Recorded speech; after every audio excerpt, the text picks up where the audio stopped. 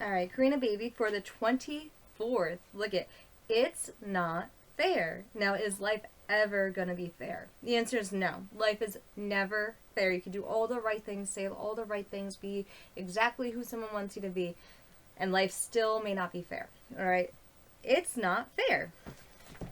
Let's find out what this story is all about. One day, Katie's little brother George wasn't well. Mama Perkins put him to bed and took his temperature. Papa Perkins brought him a soothing drink. At bedtime, Katie read him a story. The next morning, Katie had to get up early and go to school. Ma took George his breakfast in bed. Katie had to get her own breakfast. When she came home from school, Granny Perkins was there. She brought George a get-well present. "It's not fair," said Katie. After her snack, Katie had to practice her lines for the school play, while George sat up and watched some television. "It's not fair," she said. "I wish I was ill." "That's just silly," said Mama. A week later, George was better, but Katie wasn't well. Mama put her to bed and took her temperature. Pa brought her a soothing drink and read her a story. George gave her his blanket to cuddle. The next day, she couldn't go to school. Ma brought her breakfast in bed. Pa took George to preschool. Granny Perkins came to visit and brought Katie a present. It was a long day, and Katie was bored. She missed her friends. She had missed the dress rehearsal for her school play. "It's not fair," she said. Soon Katie was well again. Mrs. Tabby, the teacher, and all Katie's friends were very pleased to see her back at school. "We were worried you would miss the play," they said. Now, that wouldn't be fair, would it? Now, in her situation, she thought it wasn't fair when her brother was sick and everyone was paying attention to her, right? Or to him, to little George in the bed, right? And then all of a sudden, Katie got sick, and then she's like, "It's not fair. I want to see my friends, and I want to go to the play, and I want to do the things that I want to do," but she had to what? She had to stay in bed, right? So in her situation, she felt like it was unfair when little brother George got something that she didn't. He got a present, and he got to stay home, and he got to watch TV, and he got to get special attention from Mama and Papa and Granny, right? And then when Katie was sick, she didn't really want to stay home, and she didn't really want anything besides from to be at school and be with her friends and to be doing the play. So in her situation, she thought both scenarios just weren't fair. What didn't Katie do? Katie, one, she was envious of someone else's situation, right? That's not right. Everyone gets what they get. So if George got a huge birthday party with a golden cake and big balloons and a carriage riding through it with horses and a big bounce house of a castle, and he got to be the knight in shining armor for the day, that would be his birthday party. And say Mama and Papa, right, their Mama and Papa didn't have enough money to do that for Katie when her birthday came around, right? So she got a smaller cake, and she got to have some of her friends over, but she didn't get the horse and carriage, and she didn't get the castle bounce house, and she didn't get the princess dress to be the princess that day. Where her brother got to be a knight that went on his birthday, right? She gets what she gets, and her brother gets what he gets. Every single situation is different. Even if it's the same household, same parents, same family, if someone can get something for someone during one stage of their lives, but say something happens, say someone loses a job, or there was enough money in the budget, or something happened that they needed to do a repair on the house instead. Everyone has a different situation at that present time. So everyone gets a different thing. You can't become envious or jealous or thinking that you want what someone else is getting. You can't. You have to want what you have. Your heart, your brain, your soul, right? You have to want what you have yourself. This way you don't want what other people have. You want what you have, and you want to build what you want, right? So Katie Hull, it's not fair scenario is because she's looking at life in a way where she wanted what someone else had, and then she got it, and then she wanted what she wanted instead, not realizing the situation that her little brother was actually in, right? It doesn't feel good to be sick. It doesn't. And look at, she's so happy to read her brother a book. which is amazing. She's a good big sister, and he's happy to listen. And when the papa gets to read little Katie the book, what is she? Look at her face. She looks sad, right? She's like, I don't want to be in bed. So, and the book they got to read was Tom Kitten's Big Day, all right? And then that's one that George got to have read to him, and then she got to have read to her was Puss in Boots' New Hat. That is so cute.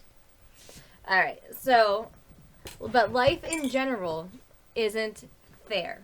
Life will never be fair. It can't be fair. Because that's just the way that it is. Oh my gosh, what is this?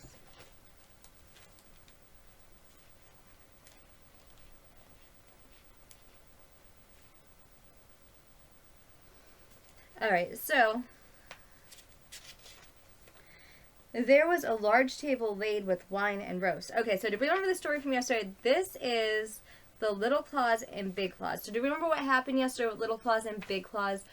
Big Claus had 4 horses of his own, and Little Claus only had 1 horse of his own, but Big Claus would let Little Claus use the horses during the week, right? He got to use the horses the one day, and he kept being boastful, right? He was being boastful. He was going up and saying, these are my horses, look at me, every time a crowd of people walked by. And what did Big Claus do? He said, 4 of those horses are mine and only 1 are yours. If you do it again, I will kill your horse.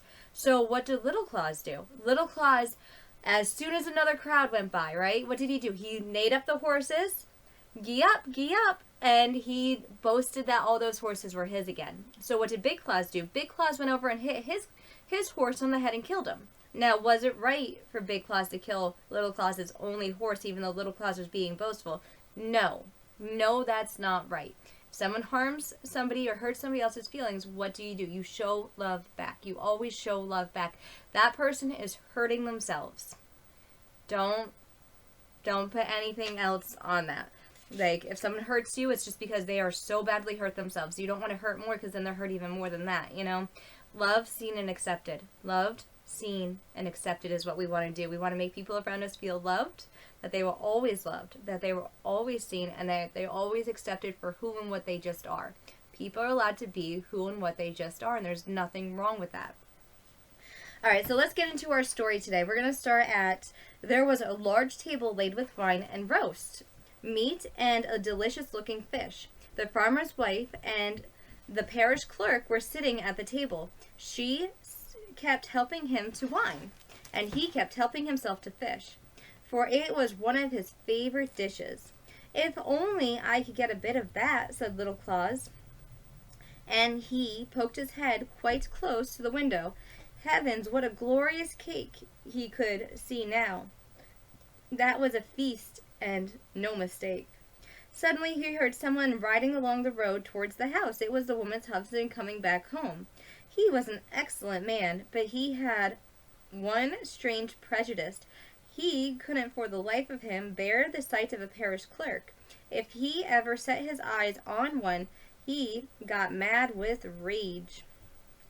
That's why the parish clerk had come to pass the time of day with the farmer's wife, knowing that her husband would be away. And the good woman had put before him the best food she had in the house. All of a sudden they heard the husband coming, and they were so frightened that the woman begged the clerk to creep into the great empty chest which stood against the wall. He did as he was told, for he knew very well how the poor husband felt at the sight of the parish clerk. The woman quickly hid the delicious food and wine in her oven, for if her husband were to see it, she would certainly ask what it all meant. Oh dear, sighed Little Claus, up on the shed when he saw all the food disappear. Is there anybody there? Asked the farmer, looking up at Little Claus. What are you doing on the roof?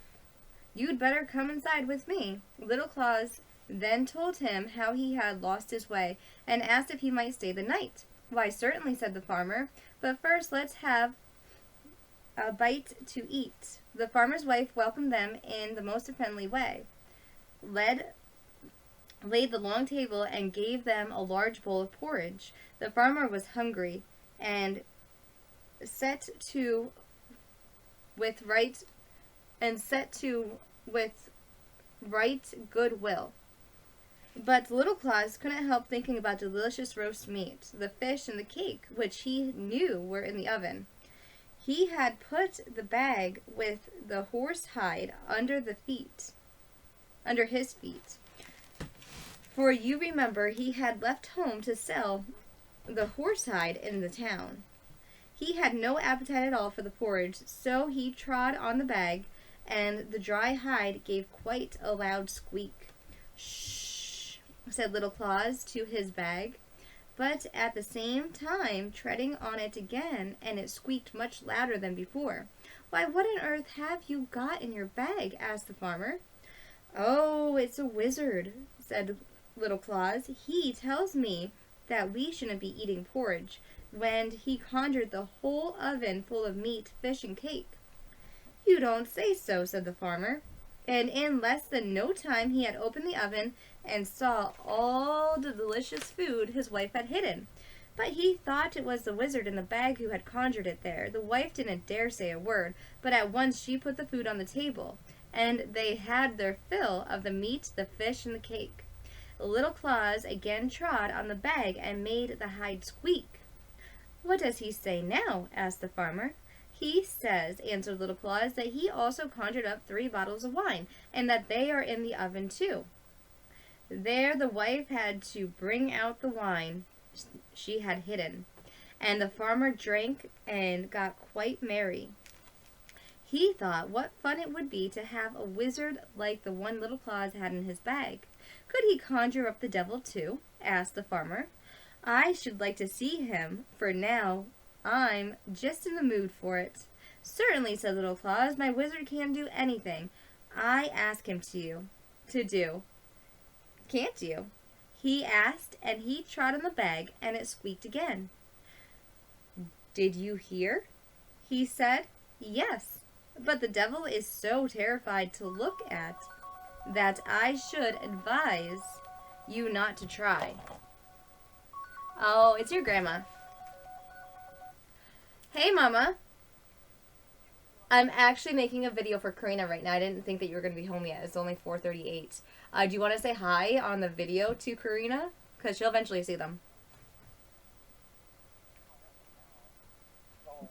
Just say hi. Hi, Karina. Grandma, I love you. Grandma loves you. Alright, I'll be back, baby. I love you.